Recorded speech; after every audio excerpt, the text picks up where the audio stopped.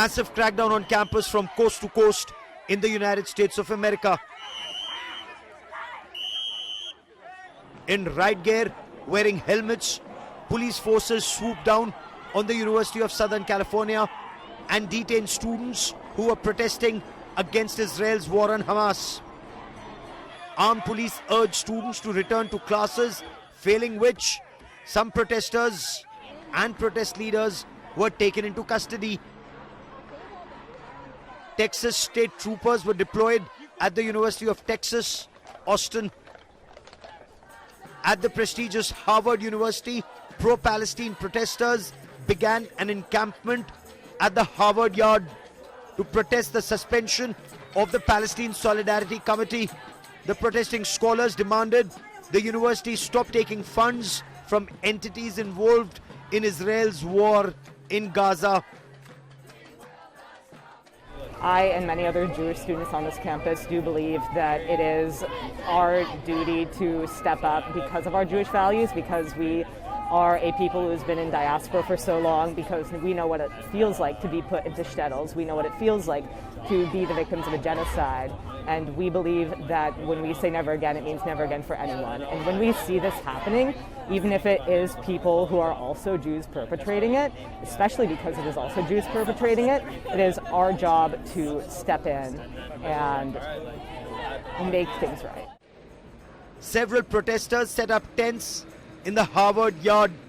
The university has restricted access to the yard only to Harvard University ID holders. The administration has also warned of disciplinary action. I am incredibly moved by your courage and bravery as a student body in putting your bodies on the line to stand in solidarity to end the genocide that is taking place in Gaza at this moment.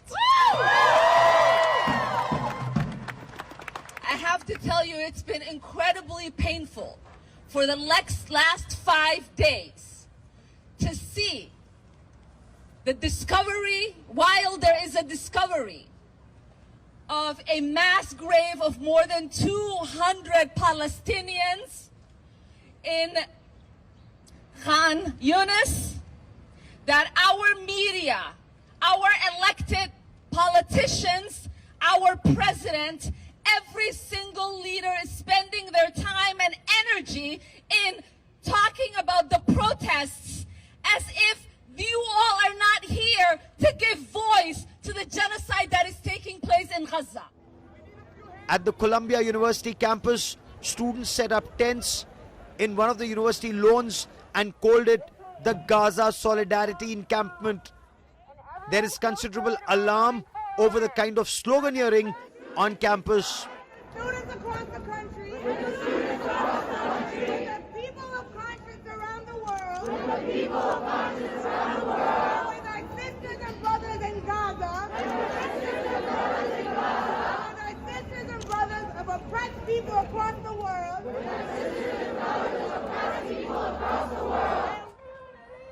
At Yale, police arrested more than 60 protesters. A group of students began a hunger strike to pressure the Ivy League school to divest from companies that were a part of Israel's war efforts in Gaza.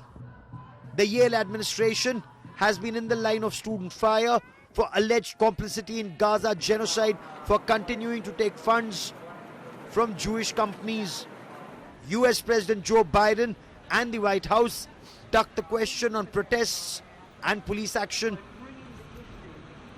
The president believes that free speech, debate, and non-discrimination on college campuses are important. They're important American values, and that, and so he'll always be very clear. We will always be very clear about that here. Students should feel safe. Communities should feel safe, and we can't stay silent. There are reports of several protest tents coming up on college campus across the United States. Brown University students also demanded that the administration distances itself from entities funding Israel's war in Gaza. Israel's Prime Minister Benjamin Netanyahu hit out at the kiosk on US campus and demanded that the US administration do more to keep Jewish students and faculty safe on campus. What's happening on America's college campuses is horrific. Anti-Semitic mobs have taken over leading universities. They call for the annihilation of Israel. They attack Jewish students. They attack Jewish faculty. This is reminiscent of what happened in German universities in the 1930s. It's unconscionable. It has to be stopped. It has to be condemned, and condemned unequivocally.